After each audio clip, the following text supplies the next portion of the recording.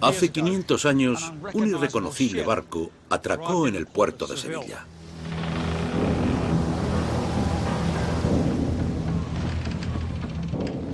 Su tripulación se vio reducida a solo 18 escuálidos y hambrientos hombres.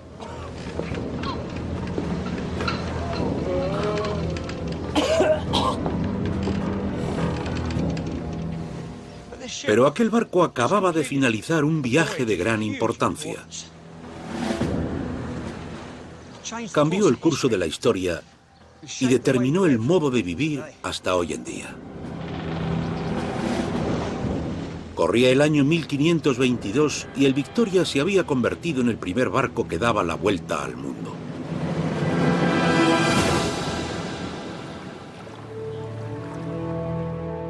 Aquel viaje abrió el gran océano, creó nuevas rutas de comercio y reveló la verdadera escala de nuestro planeta. Fue un triunfo del espíritu humano, una historia épica de valor y fortaleza, hambre y rebelión, heroísmo y muerte.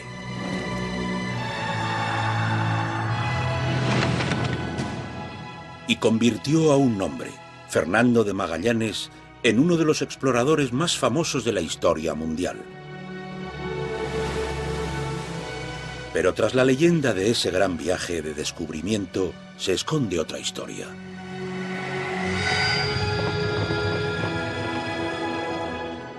Viajes de descubrimiento. La vuelta al mundo de Magallanes. 2, 3. 1, 2, 3. 1, 2. Esta es la nao Victoria, una réplica perfecta de uno de los barcos de Magallanes. Me pierdo en la cuenta, así que concentración. Paul, es 1, 2, 3. Ah, gracias, José. Es José, el capitán del barco. Ya se ha dado cuenta de que no puedo contar. 3. 1, 2, 3.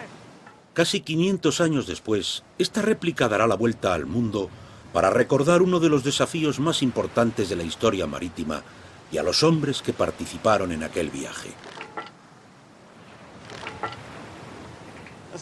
Como sabrán, yo he escalado el Everest. He pasado 20 años en las regiones polares más remotas. Pero como aventurero, las dificultades que he pasado no tienen ni punto de comparación con las que experimentaron aquellos hombres.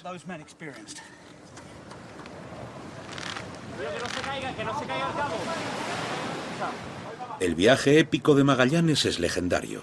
Sin embargo, la historia real no suele contarse.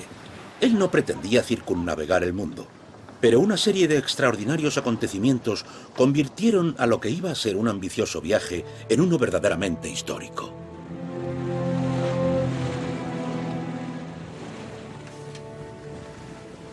El gran viaje de Magallanes dio comienzo el 21 de septiembre de 1519, cuando zarparon de España hacia lo desconocido.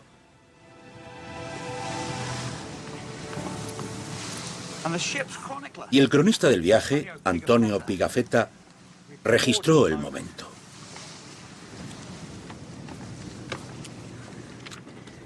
A ver la página. Escribió esto: llevando a bordo todo lo necesario. Todo lo necesario, así como su tripulación, compuesta de 241 hombres de diversas naciones, anunció su salida con una descarga de artillería. 1, 2, 3. 1, 2, 3.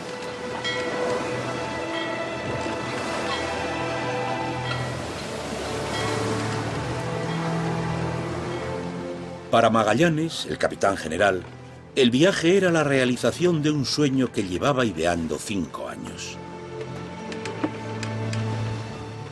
Este duro y decidido portugués iba a correr el mayor riesgo de su vida. La fama, la fortuna y la supervivencia dependían del resultado de la expedición.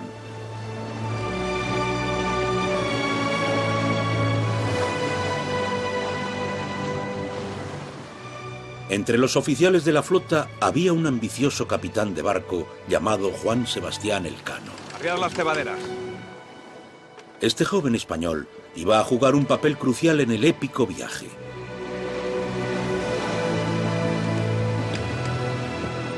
El objetivo de Magallanes era puramente comercial. Quería encontrar una ruta española de comercio hacia el producto más preciado del mundo, las especias.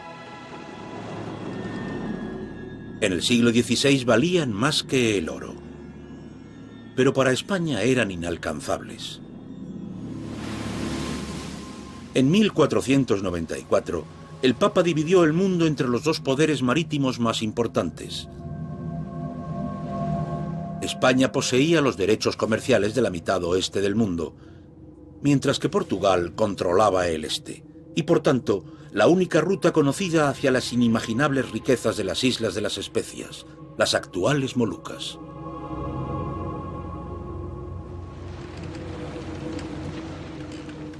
Magallanes pretendía llegar a las Islas de las Especias navegando hacia el oeste a través de aguas españolas. Era un plan increíble, ya que nunca se había navegado por esa ruta y nadie sabía siquiera si existía. Si hallaba esa esquiva ruta, España se convertiría en la nación más rica del mundo y Magallanes compartiría esa riqueza. Puso en servicio una flota de 5 sólidos barcos de comercio, diseñados para navegar por las traicioneras aguas de mar abierto.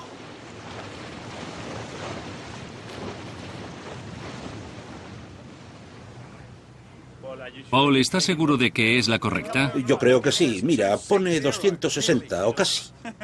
Ah, vale. Está cerca de un contexto global. ¿Qué le parece? Va bien. El mecanismo de dirección era sencillo.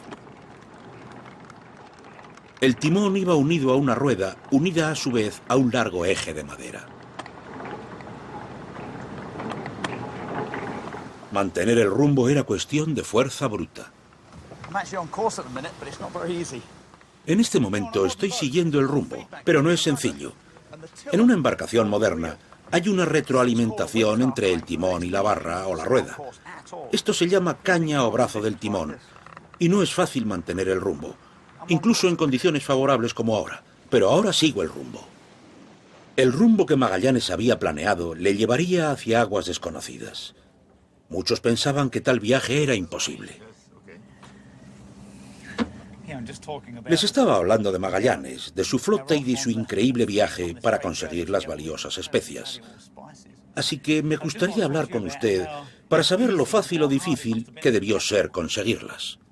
Bueno, muy difícil, porque obviamente no había cartas de navegación de ningún tipo. Y supongo que ni siquiera aparecía en los mapas de aquella época. No, los mapas no eran muy buenos. Mire, este mapa de aquí es del mismo periodo. A ver. Como puede ver, aparece un trozo de la costa de Brasil, unas pocas islas del Caribe que ya determinó Colón y sus seguidores, y este trozo de tierra que acaba aquí. Ah, vaya. Es el sur del Cabo de Buena Esperanza, pero no todo. Así que era una zona desconocida para los que hacían los mapas en aquella época. Es increíble, totalmente desconocida. Fue un gran acto de fe pensar que podrían pasar por allí.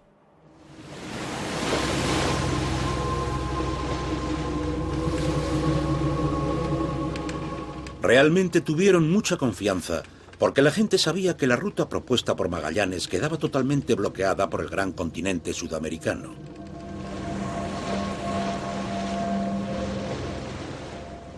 Según las versiones de la época, Magallanes alegaba que conocía un pasaje por debajo de la masa continental de Sudamérica y que les llevaría hasta las Islas de las Especias.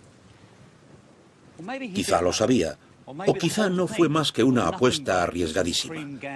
Fuera cual fuera la verdad, se la guardó muy dentro.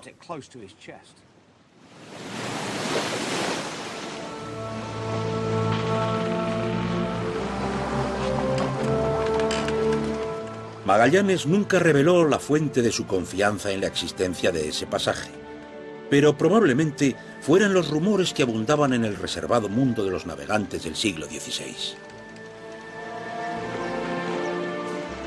El capitán general se guardó muy bien de dar a conocer su atrevido proyecto, por temor a que se tratara de persuadirle por los probables peligros que tendría que recorrer y por no desanimar a su tripulación. La decisión de ocultárselo a la tripulación fue extremadamente peligrosa y estuvo a punto de acabar con toda la misión. Entonces, ¿qué fue lo que llevó a este obsesivo y resuelto hombre a tomar tal riesgo? Manuel Vilas-Boas es descendiente directo de Magallanes y casi un experto en su famoso antecesor. Para intentar entender al hombre en sí, ¿cómo lo describiría? Yo diría que un hombre de contrastes. Era de corta estatura, muy seguro de sí mismo y nada presuntuoso. No era un hombre que alardeara de su aristocracia ni nada por el estilo. Un hombre de pocas palabras, muy reservado. Le importaba a su familia y les prestaba mucha atención. No se sabe mucho más. El hombre desapareció tras el proyecto. Lo que sí se sabe es que Magallanes pasó 8 años como soldado de la Armada portuguesa en el Océano Índico. Allí se ganó la reputación de luchador, de arriesgado y de buscador de gloria. Pero al volver a casa no recibió ninguna bienvenida de héroe. Vuelve a Portugal y es despreciado por la corte. Y dice, vale, me desprecian. Pues haré algo que les demuestre que están totalmente equivocados. Acabaré la tarea que no terminó Cristóbal Colón. Haré lo mismo que hizo Vasco de Gama en África, pero en Sudamérica. Durante la juventud de Magallanes, estos dos navegantes lo arriesgaron todo en la búsqueda de especias y se ganaron un lugar en la historia. E inspiraron a Magallanes para que reclamara para sí mismo el último gran viaje marítimo que faltaba, el de Sudamérica.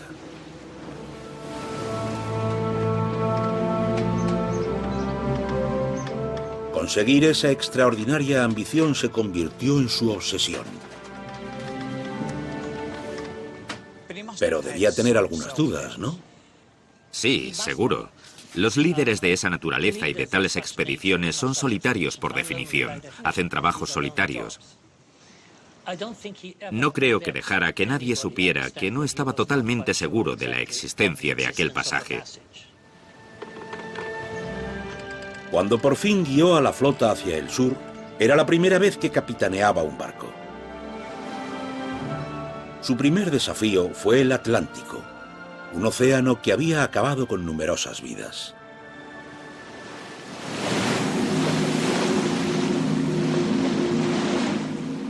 El 3 de octubre de 1519 el tiempo empeoró. El viento, las borrascas furiosas y las corrientes de agua nos golpearon de frente. Y al no poder avanzar, y para evitar un naufragio, tuvimos que parar. Y así navegamos sin rumbo fijo por el mar, esperando a que cesara la furiosa tempestad.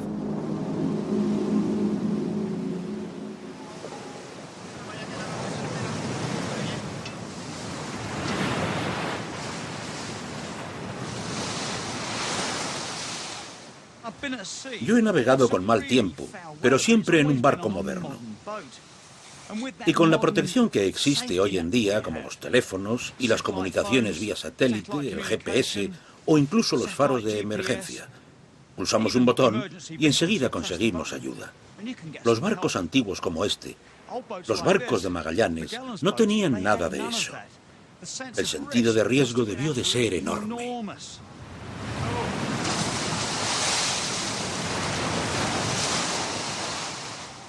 Un barco como este, en los grandes mares, se balancea muchísimo. El casco está muy redondeado, como una concha al revés, y se mueve mucho. Fíjense, ahora mismo el tiempo no es malo. Imagínense cómo sería en una gran tormenta. Magallanes estaba navegando por uno de los mares más peligrosos del mundo. Es un día genial para navegar. Estoy muy emocionado. Pero para los hombres de Magallanes que cruzaban el Atlántico, las condiciones eran mucho peor que estas y debieron pasarlo realmente mal. Debieron pensar que las tormentas no iban a acabar nunca. Los barcos ya mostraban señales de desgaste natural. Se estaban estropeando. En una de aquellas tormentas, el viento fue tan fuerte que hizo trizas incluso las velas plegadas.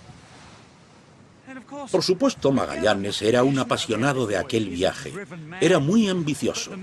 Pero la tripulación estaba desesperada, agotada y aterrorizada por lo desconocido. No me sorprende que empezaran a rezar para conseguir una intervención divina. ¿Y saben? Eso es exactamente lo que consiguieron.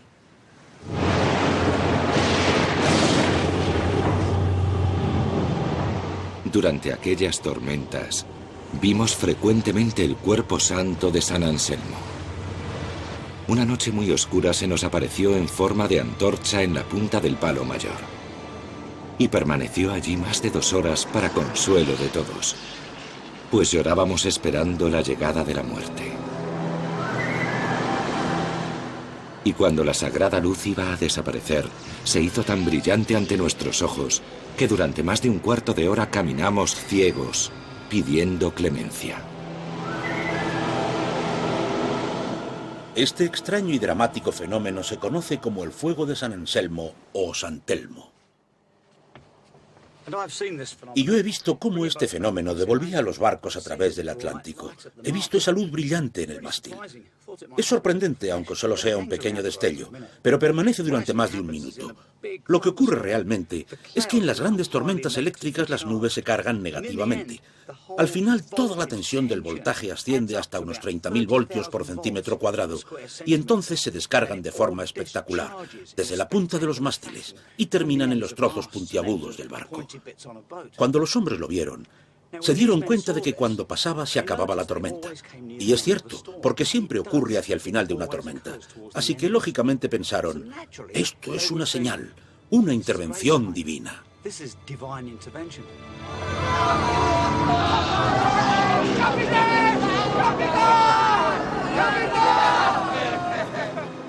Intervención divina o no, aquellos hombres estaban al borde de sus límites físicos. Y como cualquier explorador actual les diría, no es el cuerpo exhausto el que gana al final, sino la mente. Aquella supuesta visita del santo tuvo un profundo efecto y les ayudó a seguir adelante con la dura prueba.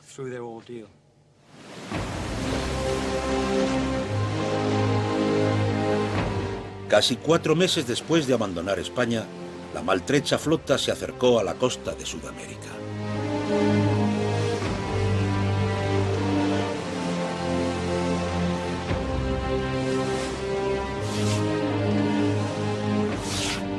Avistaron una bahía salvaje, cerca de lo que hoy en día es Río de Janeiro.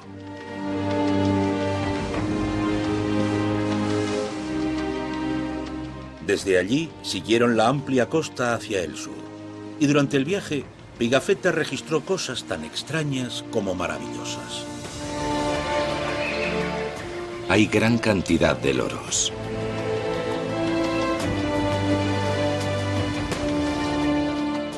También algunos monos ardilla que parecen casi leones.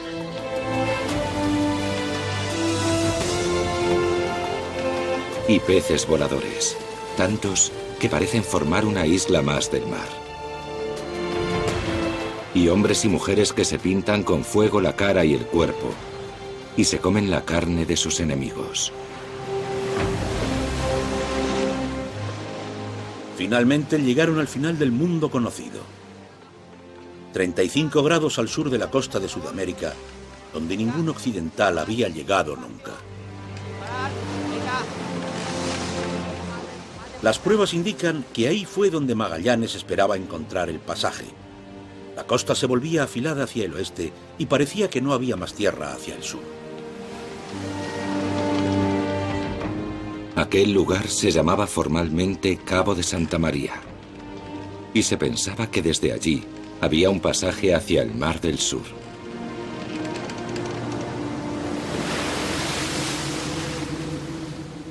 Tras 15 días de exploración llegó la terrible verdad.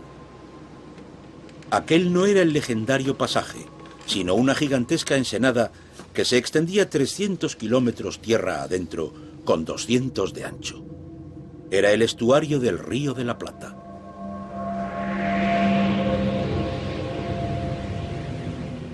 Fue un desastre. Magallanes había navegado a un callejón sin salida. Su confianza en la existencia del pasaje se había hecho añicos. Pero volver atrás era inconcebible. Así que tomó una extraordinaria decisión: superar la punta del mundo conocido, navegar hacia donde ningún europeo había llegado nunca. A ciegas, se dirigió al sur bordeando la desolada costa que llamó Patagonia, hacia uno de los mares más salvajes del mundo y hacia el invierno.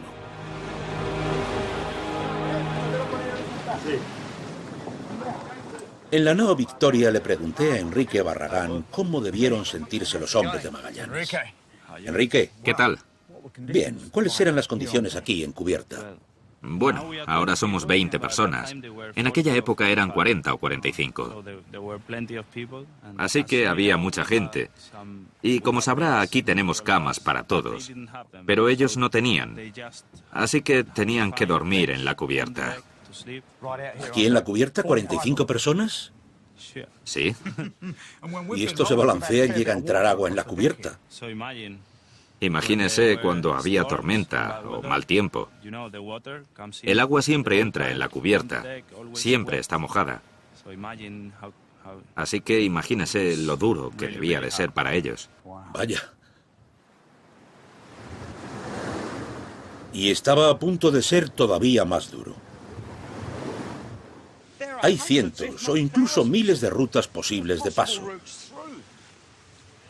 Algunas son pequeñas entradas, otras grandes ríos o enormes bahías sin salida, y todas debían comprobarse. No puedo imaginar lo duro que debió ser con el mal tiempo llegar hasta allí y tener que dar la vuelta, con lo poco manejables que son estos barcos, para volver a mar abierto. Viajaron hacia el sur durante 3 meses sin poder cruzar.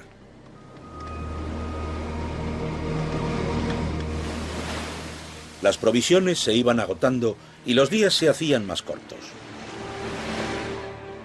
El 31 de marzo de 1520, a solo unos días de la Antártida, buscaron refugio en una bahía a la que llamaron San Julián. Los hombres tenían frío, hambre y estaban agotados. Tenían la moral por los suelos. Cuando Magallanes redujo las raciones, fue el golpe final. Sus capitanes le presentaron una petición exigiéndole la vuelta a España. Pero aquella no era una opción para un hombre que lo había arriesgado todo por encontrar el pasaje a través de Sudamérica.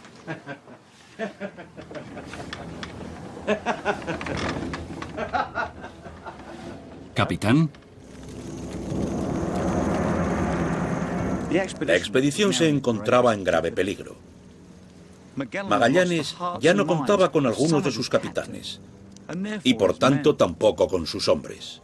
El frío, el hambre, la falta de confianza en su reservado capitán, todo llevó a una sola cosa: el amotinamiento.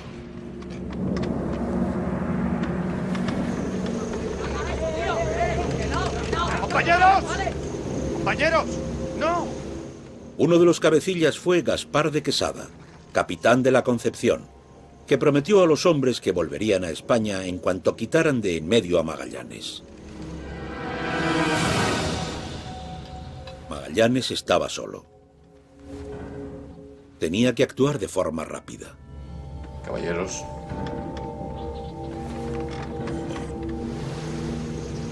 Envió a su leal maestro de armas a buscar a uno de los capitanes amotinados. Capitán Mendoza, tengo un mensaje para usted del capitán general. Con un mensaje especial. Es un pequeño mensaje muy especial.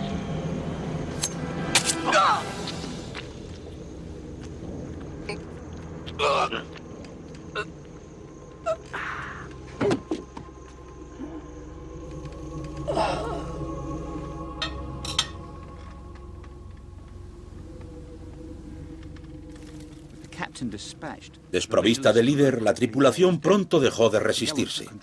Magallanes tomó el control del barco e impidió que las otras naves escaparan. Desde esa posición fue capaz de acabar con el motín.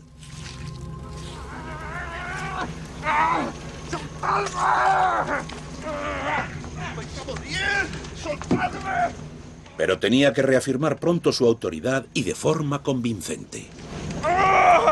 ¡Perros portugueses, soltadme! Castigó de forma brutal al capitán Quesada por traidor. Vuestras familias y vuestra casta se pudra en el fondo del mar. Conmigo en el fondo del mar. ¡Marros!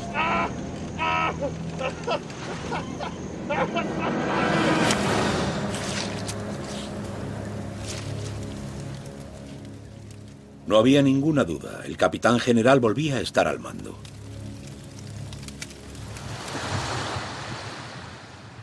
Con los amotinados puestos en su sitio, era el momento de instalarse para el invierno. Una experiencia increíblemente funesta. La comida era escasísima.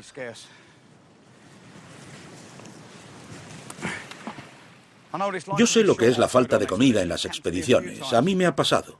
En una ocasión, estando en lo alto de una montaña en Alaska, la comida era tan escasa que pasamos 4 días en una cueva de hielo viviendo de sopa hecha de pasta de dientes.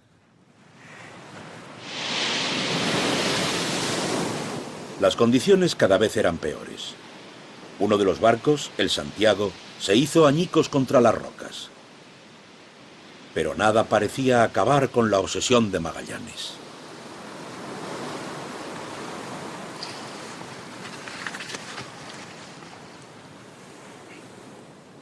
Después de 7 meses esperando que pasara el invierno, era el momento de continuar y buscar el esquivo pasaje. Los 4 barcos que quedaban pusieron rumbo al sur por la desconocida costa de la Patagonia, explorando cada entrada sin éxito.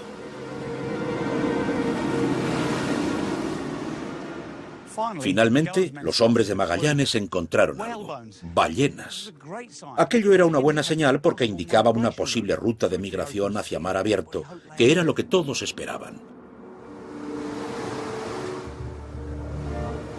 Milagrosamente, el 21 de octubre de 1520, encontramos un estrecho, al que llamamos el Cabo de las 11.000 Vírgenes.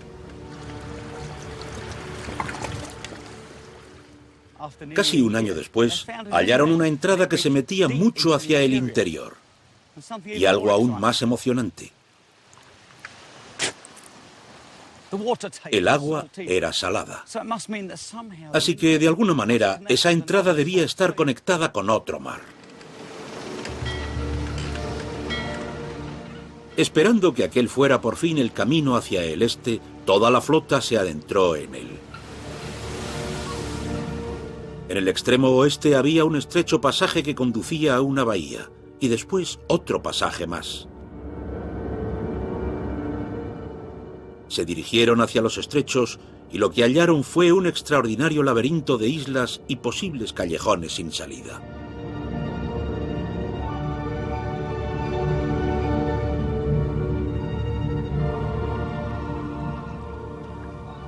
Aquel estrecho era un lugar circular, rodeado de montañas. Y muchos de los tripulantes pensaron que no habría manera de salir de allí.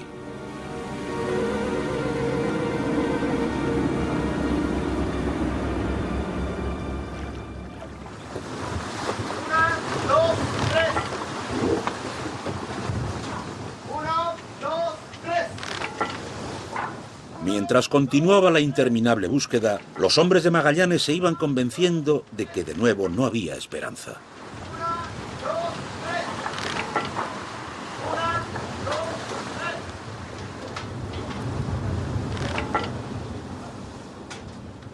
En estos estrechos fue donde Magallanes perdió su segundo barco. Pero esta vez no se debió al tiempo. El San Antonio se dirigió a España en un acto de rebelión. Fue un golpe devastador. El San Antonio llevaba la mayoría de las provisiones con las que contaba Magallanes para el viaje. ordenó a los 3 barcos que quedaban que avanzaran hacia el noroeste. Fue un viaje espantoso a través de un estrecho que ahora sabemos que tiene 530 kilómetros de largo.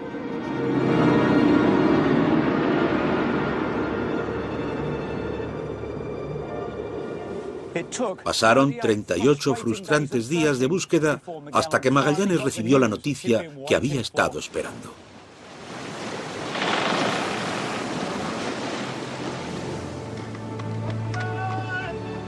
¡Capitán! ¡Capitán! ¡Capitán! ¡Capitán, un mar gigante a la vista, capitán! ¡Gigante! Vete fuera.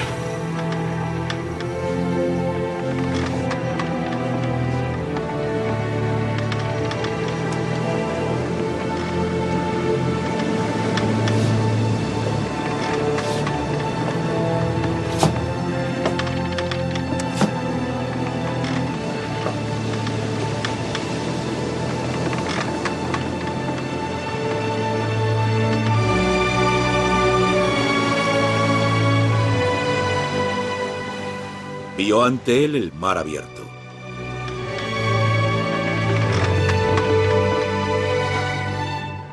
Había hallado el legendario pasaje. El capitán general lloró de alegría y lo llamó el Cabo Deseado, porque en efecto ansiábamos verlo desde largo tiempo.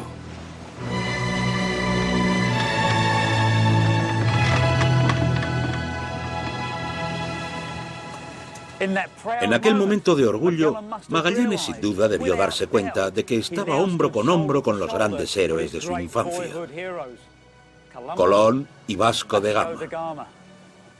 Sus sueños se habían hecho realidad.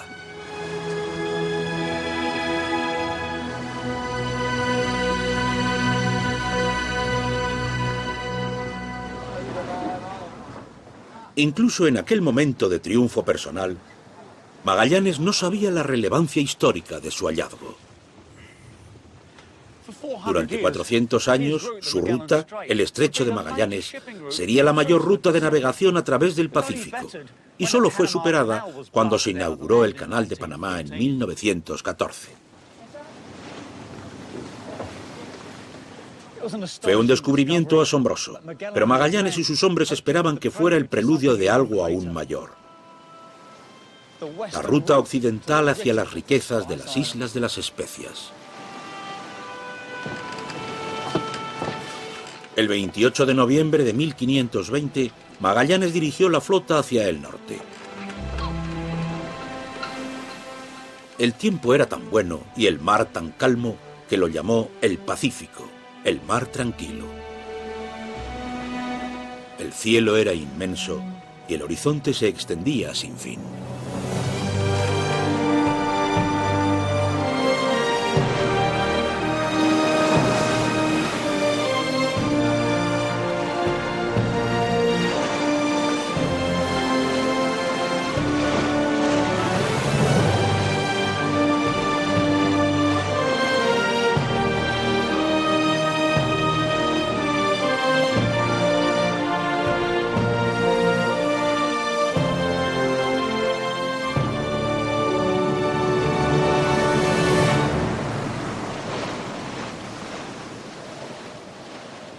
Incluso por la noche el cielo era diferente.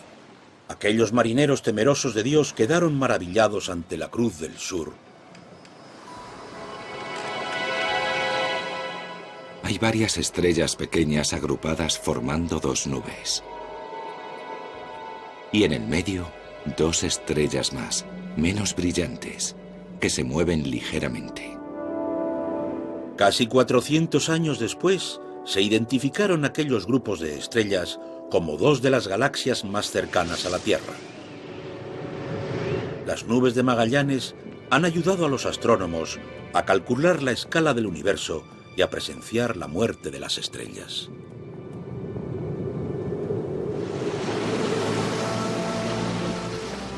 El 18 de diciembre de 1520, la flota se dirigió al noroeste, hacia el corazón del Pacífico. Sin saberlo, Magallanes había cometido un gran error. Pensaba que estaban a 3 días de las Islas de las Especias.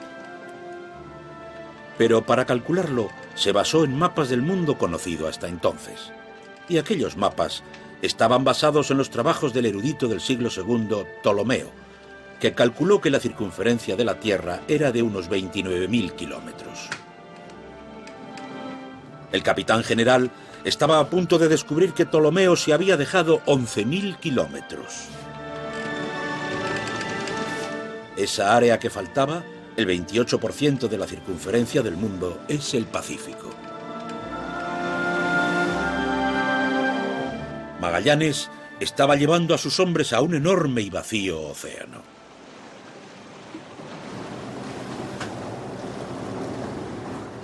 José, el capitán de la moderna nao Victoria, se imagina cómo debió ser aquel viaje. Usted ha atravesado el Pacífico varias veces. Y además con este barco. Así que más que nadie debe saber por lo que pasaron los hombres de Magallanes al entrar en el océano más grande del mundo, sin saber su tamaño real, y pasar día tras día de incertidumbre. Puedo imaginar lo mucho que debieron sufrir y lo que les pasaría por la mente al no saber cuándo llegarían a tierra, si es que algún día llegaban. Debió ser muy duro para ellos. Y seguramente los hombres más débiles debieron incluso perder la cabeza. La falta de comida, el escorbuto, el agua hedionda a causa de la madera, debió de ser realmente duro, muy duro. Pero obviamente Magallanes era un hombre fuerte, un hombre muy duro con la tripulación. Seguro que les animaba a que siguieran para adelante. 1, 2, 3.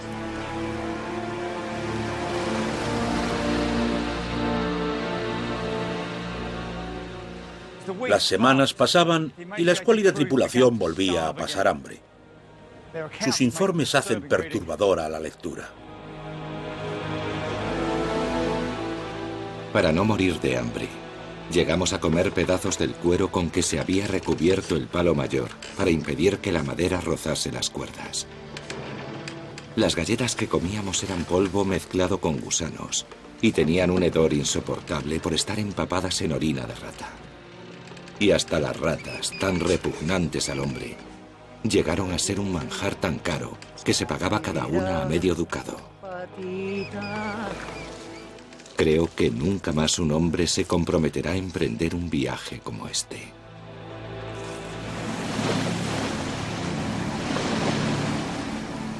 Hacia finales de enero de 1521, Magallanes había llevado a su flota rumbo noroeste a través de miles de kilómetros sin esperanza.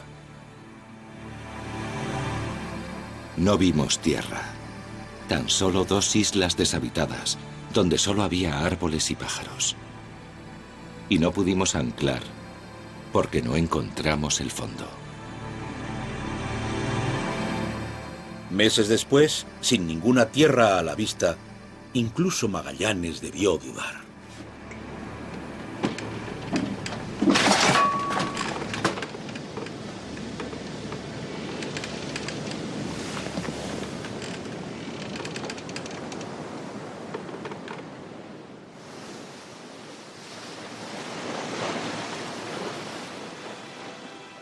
Pero casi 5 meses y 20.000 kilómetros después de dejar el estrecho, por fin avistaron tierra a unos 10 grados del Ecuador, un lugar que ahora llamamos Filipinas.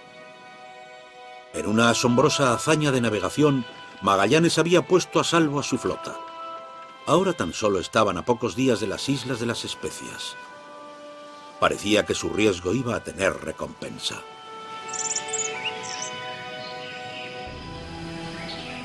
Las islas de las Filipinas debieron parecerles el paraíso. Había agua fresca, exuberantes selvas tropicales llenas de fruta, y sus habitantes parecieron recibirles bien. Magallanes aseguró la ruta de las Islas de las Especias, estableciendo la autoridad de España sobre Filipinas. Su herramienta más efectiva fue el cristianismo. Él sabía que para convertir a aquella gente tenía que convencerles de que valía la pena hacerlo. Uno de los argumentos que usó fue el de la invencibilidad que conseguirían, y lo demostró con la fuerza de su armamento. La explosión de los cañones aterrorizaba a los nativos y les daba una idea de la magnitud de su poder. Al bautizar y cristianizar a los habitantes de la zona, Magallanes se estaba asegurando al mismo tiempo de que con esa conversión religiosa estaban aceptando también su condición de subordinados a la corona española,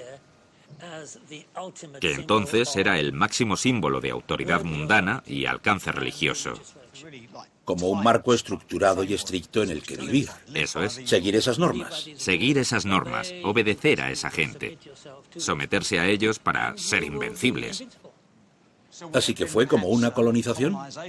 Al principio, cuando empezaron las colonizaciones, les habría costado décadas a las flotas españolas transformar eficazmente a las Filipinas en una colonia española. Pero aquellos fueron los cimientos sobre los que construirían después. Seguro de su fe y de su invencible armamento, el capitán general tomó una fatídica decisión. Para mostrarle su apoyo al líder de la zona, decidió atacar a su rival, el jefe de la isla Mactán, Lapu-Lapu, que se había negado a convertirse al cristianismo.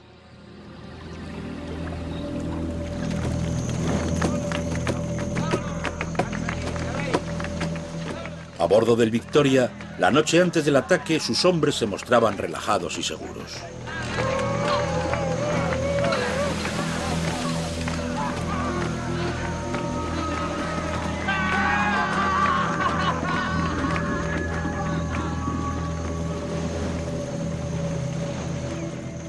Pero en la isla Mactán, Lapu-Lapu se tomó en serio las amenazas de Magallanes.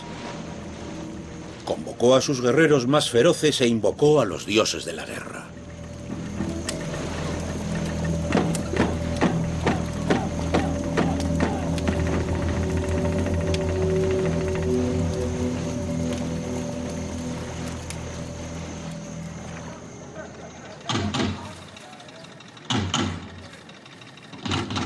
Cada año se representan los acontecimientos que ocurrieron después en el lugar donde Magallanes y Lapu-Lapu se enfrentaron.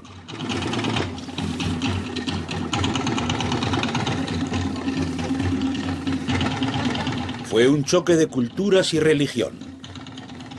Para los filipinos, representa la lucha por la independencia.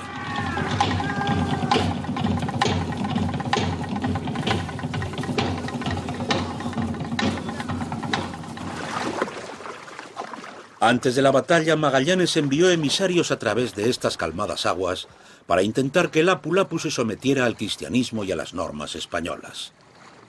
Pero de nuevo se negó.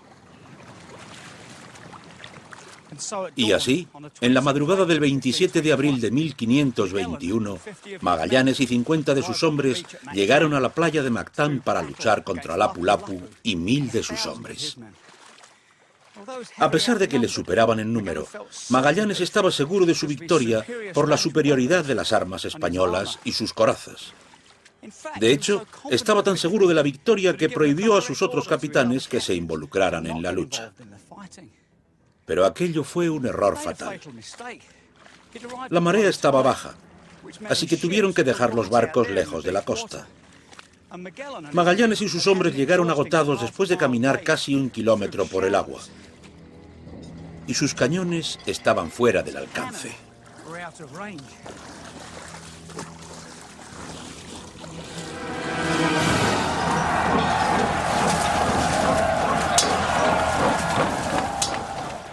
A medida que avanzaba la batalla, los hombres de Magallanes empezaron a quedarse sin municiones y los de Lapu-Lapu avanzaron y encontraron a Magallanes. Uno de ellos le clavó una lanza en la pierna izquierda y le hizo caer. Entonces, todos corrieron hacia él con lanzas de hierro y bambú.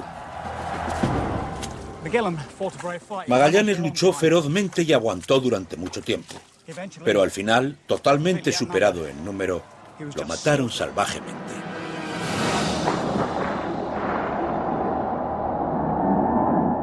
Asesinaron a nuestro espejo, nuestra luz, nuestro consuelo y nuestro gran guía. Magallanes nunca circunnavegó el globo, ni siquiera llegó a las Islas de las Especias. Su sueño terminó aquí, en Filipinas.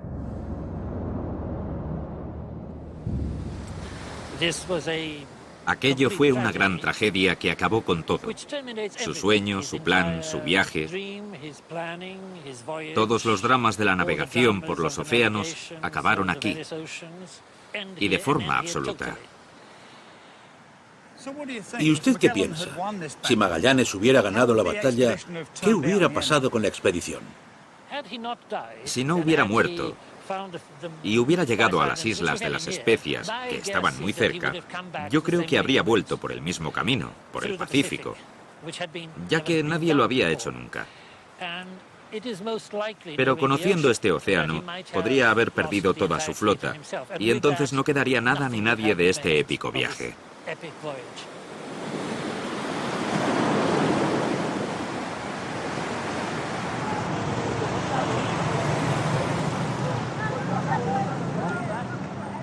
Puede que los sueños de Magallanes acabaran en Filipinas, pero su legado sigue existiendo.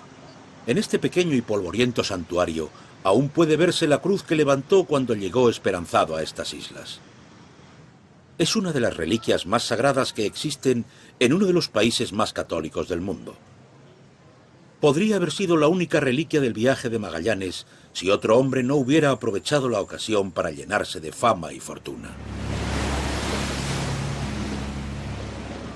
La muerte de Magallanes podría haber significado el fin de la expedición, pero los hombres que quedaron sabían que las Islas de las Especias estaban tan cerca que casi podían hasta olerlas. Con los 2 barcos que quedaban, los supervivientes partieron hacia las islas. Un nuevo y popular líder se hizo cargo del Victoria, Juan Sebastián Elcano. Señores, a las Molucas.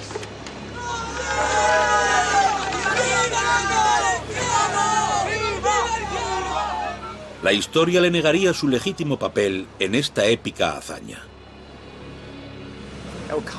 Elcano les trajo la buena suerte, porque al fin avistaron las Islas de las Especias. El viaje de 28.000 kilómetros les había costado la vida a más de 100 hombres, incluyendo al capitán general. Pero los supervivientes llegaron al fin a las Islas de las Especias e hicieron realidad el sueño de Magallanes.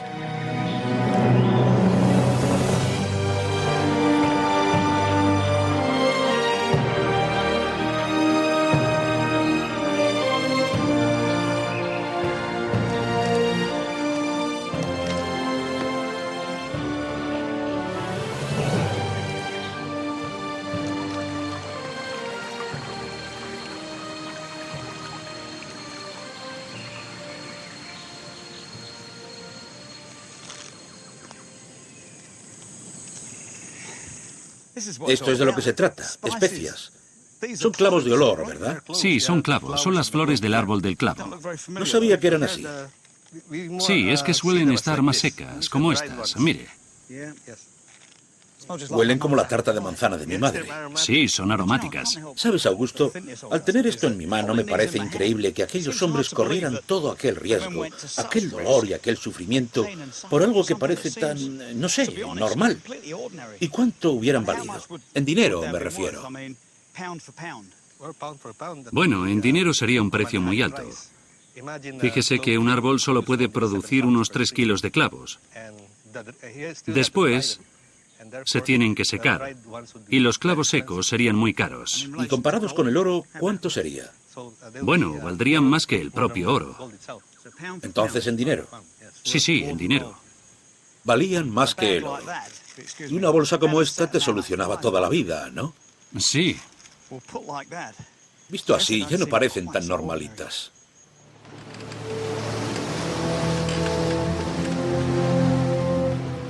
Elcano y sus hombres comprendieron el valor de la cantidad de especias que llevaban en los barcos y sabían que para ser ricos debían llevarlas a España.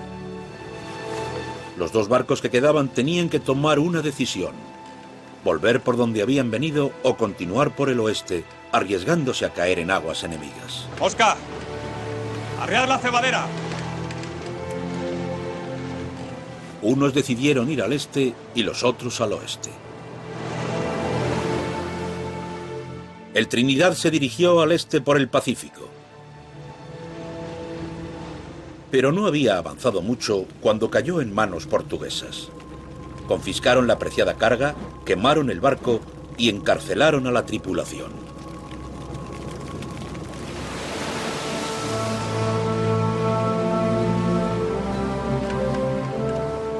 Elcano navegó hacia el oeste en el Victoria.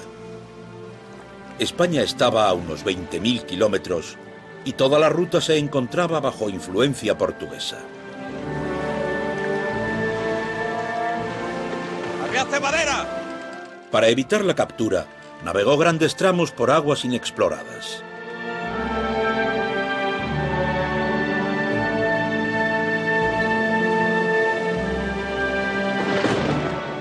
Dos meses y casi 5.000 kilómetros después, llegaron terribles tormentas.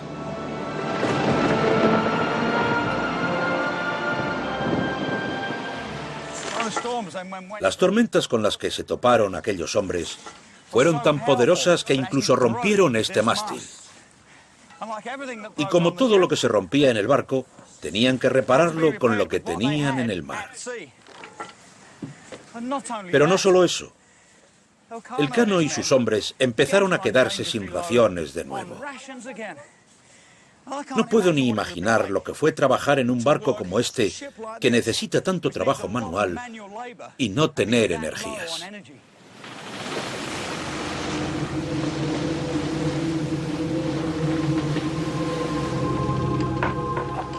Los famélicos hombres empezaron entonces a contraer escorbuto. De todas nuestras desgracias, la peor fue que las encías de nuestros hombres se hincharon tanto que no podían comer. 25 o 30 hombres se enfermaron, y de ellos 19 murieron.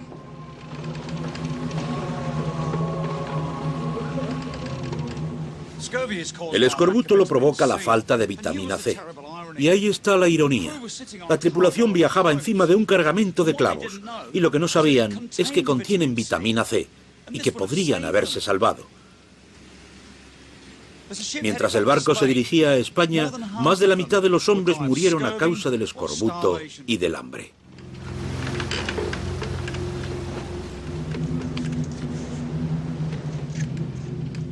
Elcano escapó del escorbuto porque comía dulce de membrillo, que, sin él saberlo, contenía suficiente vitamina C como para protegerle de la enfermedad.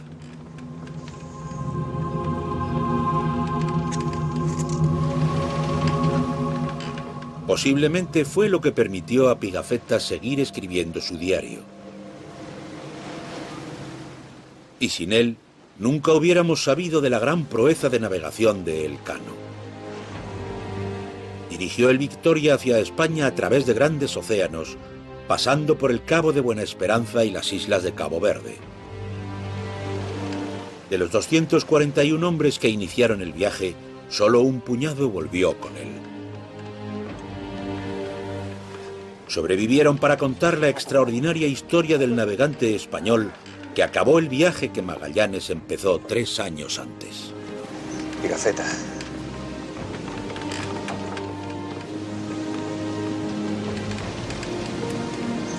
Sevilla.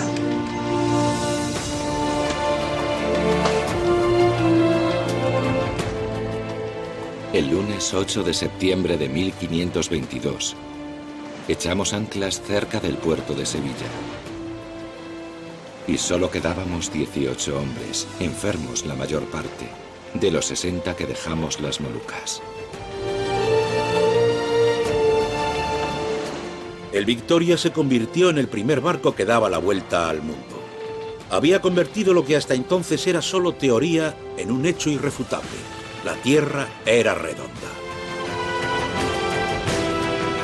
Elcano fue honrado con un escudo de armas especial y declarado como el primer hombre que había dado la vuelta al mundo en barco.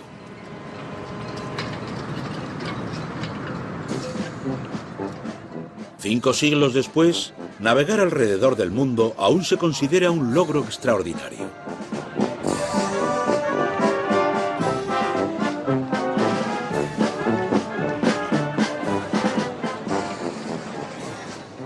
Cuando la réplica del Victoria llega a Sevilla después de 40.000 kilómetros de viaje, sus tripulantes son recibidos como auténticos héroes tras 500 días de un viaje por mar que nunca olvidarán. Aún no me creo que hayamos circunnavegado el mundo entero. Ahora mismo no me doy cuenta, pero estoy seguro de que ha cambiado mi vida completamente.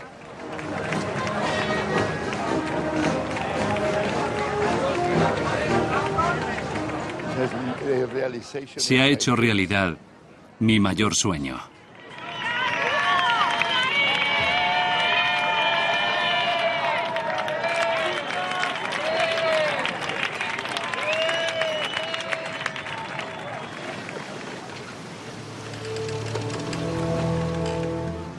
Puede que el viaje del Victoria original hiciera historia, pero su tripulación no alcanzó sus esperanzas.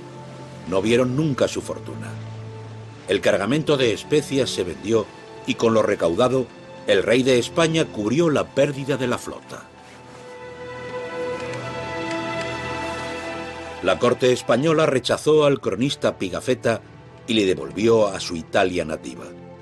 Su diario sigue siendo el archivo definitivo de aquel gran viaje. 4 años después, Elcano intentó una segunda circunnavegación para reclamar las Islas de las Especias para España, pero no lo consiguió. Murió de escorbuto durante la travesía del Pacífico.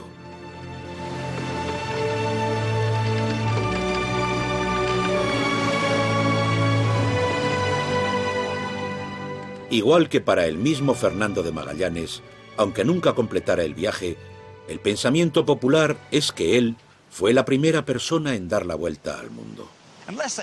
A no ser que vayan a España. Allí les dirán que fue Juan Sebastián Elcano. Pero ¿qué importa?